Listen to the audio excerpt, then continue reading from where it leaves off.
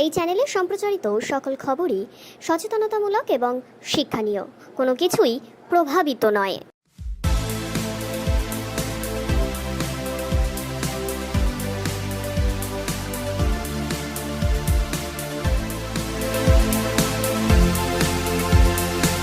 গতকাল আরজিকরে ঘটে যাওয়া যে নির্মম দুর্ঘটনা, তার জেরে এ রাজ্যের একাধিক নেতা নেতৃত্বরা কিন্তু নিজেরা তার প্রতিবাদে নেমেছেন। রাজ্যের মুখ্যমন্ত্রী মমতা ব্যানার্জি তিনি কিন্তু মৃতার পরিবারের সঙ্গে যোগাযোগ রেখেছেন, তিনি মৃতার পরিবারের পাশে থাকবেন সেই আশ্বাসও দিয়েছেন। সাথে সাথে মুখ্যমন্ত্রী মমতা ব্যানার্জি কিন্তু জানিয়েছেন, যদি মৃতার পরিবার চায় অন্য কোনোভাবে তদন্ত করতে, তাহলেও কিন্তু তিনি পূর্ণ সহযোগিতা করবেন।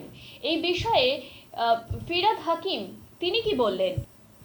যে কোনো অপরাধীকে শক্ত করে ধরাই হচ্ছে আসল কাজ।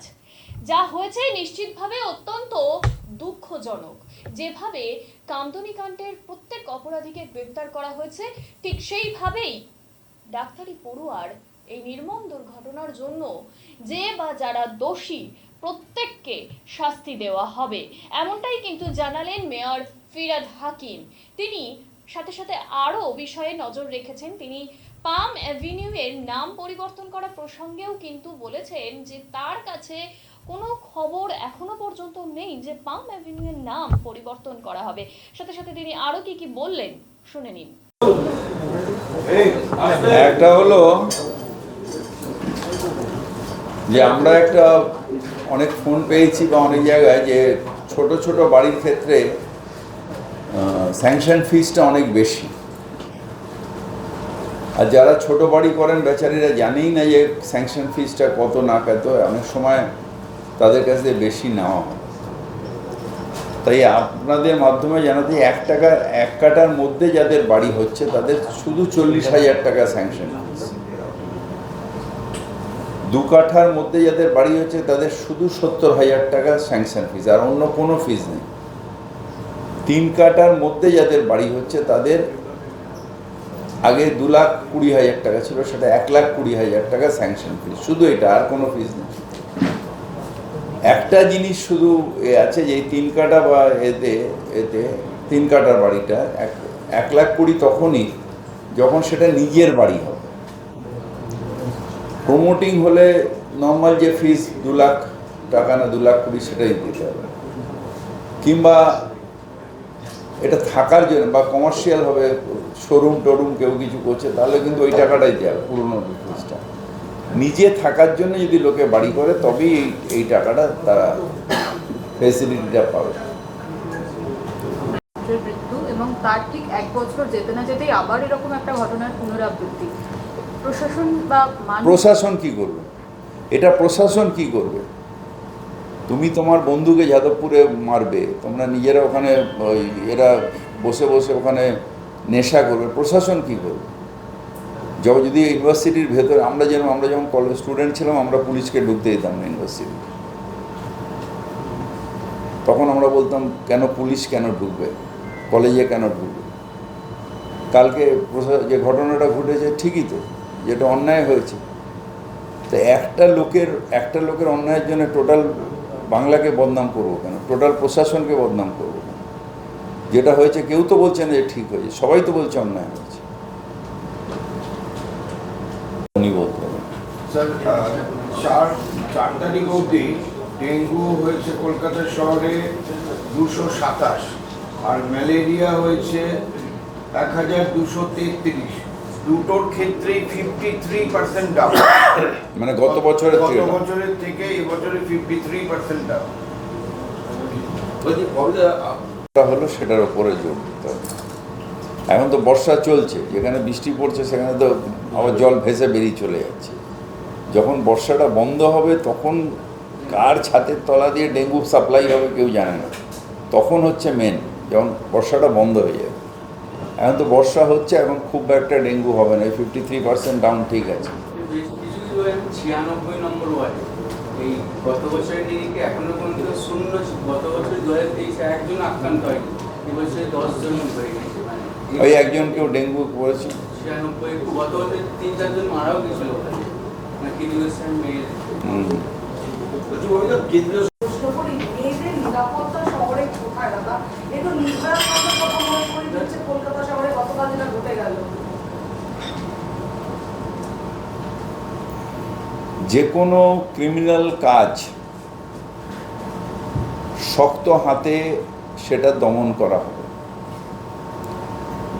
আইন হচ্ছে যাতে আইনের শাসনে যারা ক্রিমিনাল তারা ভয় পায়।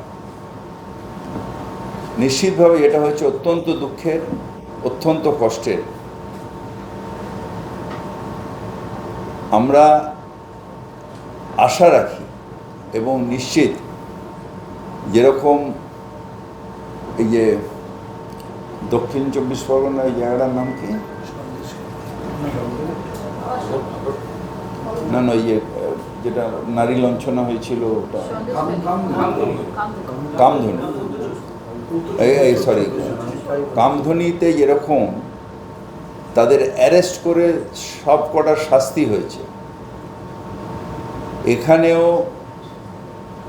শক্ত হাতে ইনভেস্টিগেশন হয়ে যারা এই একদম পৈশাচিক কাণ্ড ঘটিয়েছে, যেটা তাদের সভ্য সমাজে থাকতে পারে না, তাদের দৃষ্টান্তমূলক শাস্তি কোর্ট দেবে এটা আমি বিশ্বাস করি। এবং ইনভেস্টিগেশন করছে পুলিশ, ইনভেস্টিগেশন খুব তাড়াতাড়ি, কারণ কলকাতায় অন্য অন্য রাজ্যের তুলনায় আমাদের রাজ্য পুলিশ এবং কলকাতা পুলিশের ডিসপোজ টাইমটা রেকর্ড অনেক কম। একটা ইনভেস্টিগেশন, ইভেন সেন্ট্রাল এজেন্সি আছে যারা 30 বছর ধরে ইনভেস্টিগেশন শেষ করতে পারেন, কালকেই এতে। কিন্তু এখানকার এই রকম কেসে রাজ্য পুলিশ এবং কলকাতা পুলিশ রেকর্ড টাইমে ইনভেস্টিগেশন শেষ করে, সেটার প্রমাণ হচ্ছে কামধুনি। এটাও আমার মনে হয় খুব তাড়াতাড়ি ক্রিমিনালকে নিয়ে এসে অ্যারেস্ট হবে এবং কোর্ট দৃষ্টান্তমূলক শাস্তি দেবে। আমরা তো আর ইউপির মতন পারবো না যে হাতে লক আপ দিয়ে এনকাউন্টার করে মেরে দিতে, সেটা সভ্য সমাজে সেটাও হয় না। কোর্টের সামনে প্রডিউস করবে এবং কঠোর শাস্তি হবে, এটা আমি আশা রাখি। বলছি আপনার আপনি চিকিৎসক, চিকিৎসক নিরাপদ থেকে নিরাপদ একটা সেখানে আপনার তো বাবা সেখানে আমার মেয়েও এই ইন্টার্ন করেছে হসপিটালে। আমার মেয়ে কেন, সব মেয়েই আমার মেয়ে, সব মেয়েই করছে। নিশ্চিতভাবে এটা কেন হলো, এটা একজন ডিউটি কর্মরত অবস্থায় কেন হলো, এটা আমারও জানার খুব ইচ্ছে। এবং আমি বিশ্বাস করি যে 2-3 দিনের মধ্যে বা খুব তাড়াতাড়ি পুলিশের ইনভেস্টিগেশনে আমরা জানতে পারবো সত্যি সত্যি এটা কিসের জন্য হয়েছে। It is intolerable. যাকে গ্রেফতার করেছে তার ওখানে অবাধ যাতায়াত ছিল, বহিরাগত। দেখো ব্যাপারটা হচ্ছে যে পুলিশ তো সব জায়গায় থাকতে পারে না, সুতরাং এটা প্রশাসন, যেটা হসপিটাল প্রশাসন, সে এটা দেখবে কেন দিল, পারমিশন কে দিল, কার পারমিশন এলো বা কার নেগলিজেন্সির জন্য এলো, সেটাও দেখার আছে। এবং আমার মনে হয় যেটা পুরো ইনভেস্টিগেশনটা করলে আমরা দৃষ্টান্তমূলক শাস্তি দেবে। এই ব্যাপারে মুখ্যমন্ত্রী কিন্তু খুব কড়া, এবং মুখ্যমন্ত্রী এই ব্যাপারে অত্যন্ত নিয়েছেন, পুলিশকে ইনস্ট্রাকশন দিয়েছেন অত্যন্ত। অভিযোগ এনেছে থাপার মাঠ পরিষ্কার করার জন্য 624 কোটি টাকা নাকি দেওয়া হয়েছিল। থাপার মাঠ পরিষ্কার করাতে কলকাতা ছাপার মাসের জন্য টাকা দিয়েছিলাম, আমি কোনো শুনিনি। কেন্দ্রীয় শ্রমিক ভট্টাচার্য রাজ্যসভার সাংসদিকরা তিনি একটা প্রশ্ন রিসাইজ করেছিলেন, তাতে বলেছে 800 কোটি টাকার মতো কাছাকাছি নাকি কেন্দ্রীয় সরকার বরাদ্দ করেছে থাপার মাঠ পরিষ্কারের জন্য। বরাদ্দ কি করেছে, মাল কি দিয়েছে সেটা বরাদ্দ করে খাতায় রেখে দিলে তো হয়ে যাবে। বরাদ্দ আমি কিছু পাইনি এখন। যে কোশ্চেনটা এসেছিল যে 260 কোটি টাকা আমাদের প্রজেক্ট, কতটা কাজ পেয়েছে সেই উত্তরটা ছিল 800 কোটি টাকা জিরো আছে, কোনো টাকা দেয়নি। স্টেটের টাকায় আমরা কাজ করছি, আমরা স্টেট ফান্ডের কাজ করছি ধাপার মধ্যে, কোনোদিন টাকা দেয়নি, মিথ্যে কথা বলছে। তার মানে কোনো টাকা ধাপার মাঠে আজ পর্যন্ত আসেনি। আমি তো শুনে অবাক হয়ে যাচ্ছি তোমার কাছ থেকে। এগুলো সব বেকারের কথাবার্তা না। কোর্ট একটা দিয়েছে যে 3,500 কোটি টাকা স্টেট বাজেটে এনমার্ক করে রাখতে হবে এই রিং ফেন্স ফান্ড করে রাখতে হবে, যেটা আমাদের এই লিগাসি ওয়েস্ট পরিষ্কার করার জন্য এটাকে করে রাখতে হবে, আর একটা টাইম দিয়ে দিয়েছে কোর্ট। সেই জন্য স্টেট গভর্নমেন্ট এই টাকাটা রিং ফেন্স ফান্ড করে রেখেছে, সেখান দিয়ে আমাদের মাঝে মাঝে করে দিচ্ছে। আমরা এগুলো লিগাসি ওয়েস্ট যে চারিদিকে চলছে এটার জন্য কেন্দ্রের পার্টিসিপেশন 0। এই যারা দোষী তাদের ফাঁসির পক্ষে সওয়াল করেছেন, কোর্ট ঠিক করবে এটা, কিন্তু পুলিশকে যে সিট তৈরি করা হয়েছে, নির্দেশ দিয়েছে যে এটা ইমিডিয়েটলি করো, পুলিশকে কঠোর নির্দেশ দিয়েছে। এইটা এখন ফাস্ট ট্র্যাক কোর্টে এটা করতে হবে। কোর্ট ঠিক করবে, ঠিকই কোর্ট বিচার ব্যবস্থা। আমি তো বারবার বলছি ইউপির মতন পারবো না, ভীষণ সাহস তো যোগী সরকারের, হ্যান্ডকাপ পরিয়ে ফায়ার করে দেবে, গুলি করে দেবে, সেটা পারবো না। কিন্তু কোর্টকে আমি বলবো যে নিশ্চয়ই বা ফার্স্ট ক্লাস দৃষ্টান্তমূলক শাস্তি দিক। তারা সব কোম্পানি বন্ধ করে রাস্তায় নেমেছে নিরাপত্তা। না, তাদের বলতে হবে যে একটা ক্রিমিনাল এটা খুব নরকীয় অন্যায় করেছে, যে ক্রিমিনাল অ্যাক্ট করেছে, কিন্তু তার জন্যে নিরীহ পেশেন্ট, তারা তো কোনো দোষ করেনি, তারা তো অন্যায় করেনি। যারা ডাক্তার, আমার মেয়েও ডাক্তার, তাদের কর্তব্য হচ্ছে মানুষকে বাঁচানোর, তারা সেই শপথ নিয়েছেন। সুতরাং আমার নিজের থেকে নিশ্চয়ই এটা অন্যায়, আমি একদম সাপোর্ট করছি না, কিন্তু যদি তুমি পেশেন্ট না বাঁচাও তাহলে ওই হত্যায় যে ক্রিমিনালটা হত্যা করেছে তাকে যোগ্য জবাব দেওয়ার জন্য তোমাকে এই পেশেন্টগুলোকে বাঁচাতে হবে। পুলিশ প্রথমে বলেছিল আত্মহত্যা, তারপর সিএম এর ফোন যাওয়ার পরে সিএম তার বয়ান বদল করেছে। মানে একটা দেখো, পুলিশও ভগবান নয়, একদম 1 মিনিটে জানার পরে পুরো আমাকে যেরকম তুমি বলছো, আমি তো জানি না কেসটা, কিন্তু আমি বিশ্বাস রাখি যেহেতু অন্য কেসগুলোকে যত তাড়াতাড়ি ডিসপোজ করেছে এই কেসটাও করবে, এটা আমি বিশ্বাস রাখি। এই ভেতরে কী কেস আছে আমিও জানি না,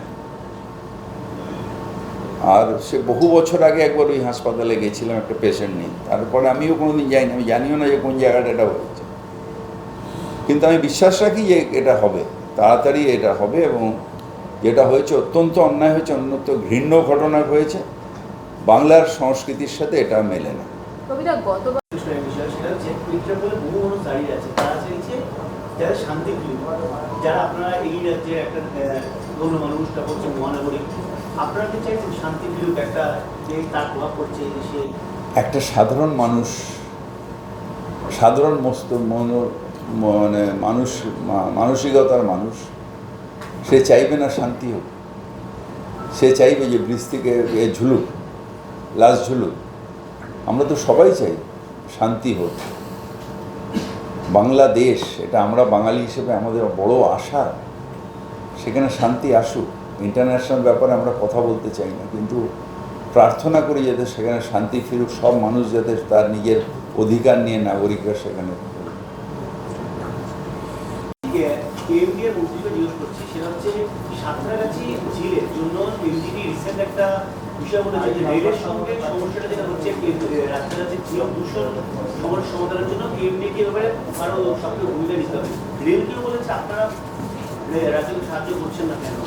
এই দুটো বিষয়ের জন্য রাজ্য আর রেলের ঝামেলার জন্য সাঁতরাগাছি। রিসেন্টলি একটা রেলের মিটিং হয়েছিল চিফ সেক্রেটারির ঘরে, আমিও সেই মিটিংয়ে ছিলাম।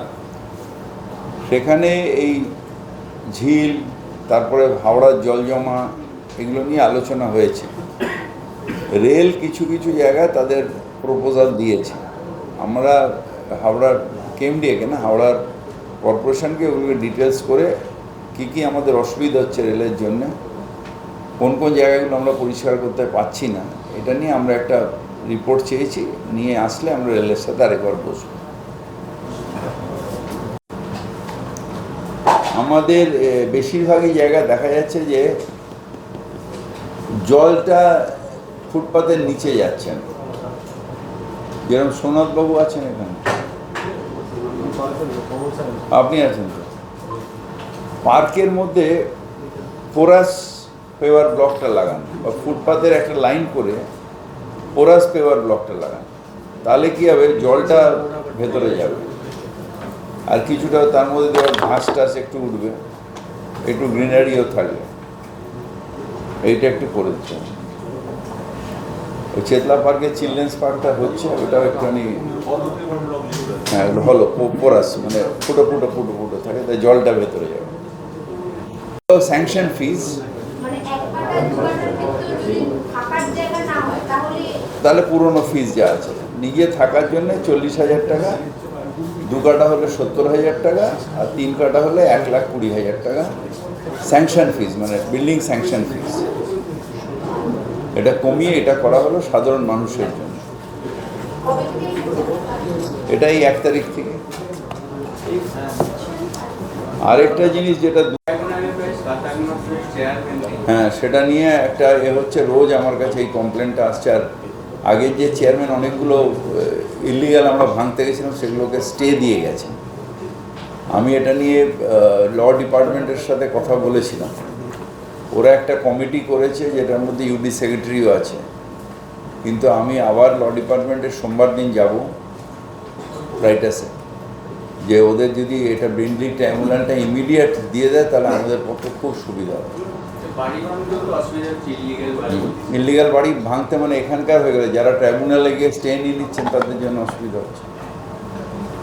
এবার আমাদের কথায় ল ডিপার্টমেন্ট বললো যে ওরা গেছিলো হাইকোর্টে, হাইকোর্ট বললো না, লোয়ার কোর্ট থেকে বিচার করে এসো, যদি লোয়ার কোর্টের বিচারে না পাও তখন তুমি হাইকোর্টে আসবে। লোয়ার কোর্টে অনেক দিন ধরে আটকে আছে বলে হাইকোর্টে যেতে পারবে না, সেটা ওই পার্থবাবু বলল।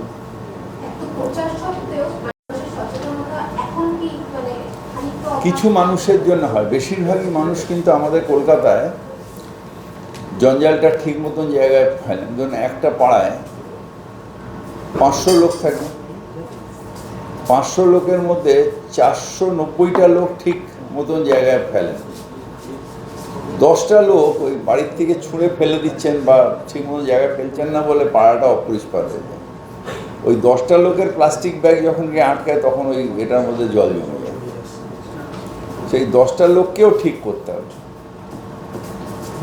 ধরুন যে ডেঙ্গু যে হয়, পুরো পাড়ায় ডেঙ্গু হচ্ছে, কিন্তু একটা বাড়ির ছাদে একটা হয়তো টব রয়েছে বা একটা ভাঙা বালতি রয়েছে একটা বাড়িতে, কিন্তু সেখানেই জল হয়ে সারা পাড়ায় ছড়িয়ে গেল ডেঙ্গু। প্রত্যেকটা মানুষ যেদিন সচেতন হয়ে যাবে সেদিন তার সমস্যাই থাকবে না। এই আমরা যে এত বছরের পর যে এত লাখ লাখ টাকা খরচা করে প্রচার করছি, কেন? সব মানুষকে সচেতন করতে। বেশিরভাগই মানুষ সচেতন হয়ে গেছেন, 1-2 জনের জন্য আমাদের এটা বদনাম হয়ে যাচ্ছে।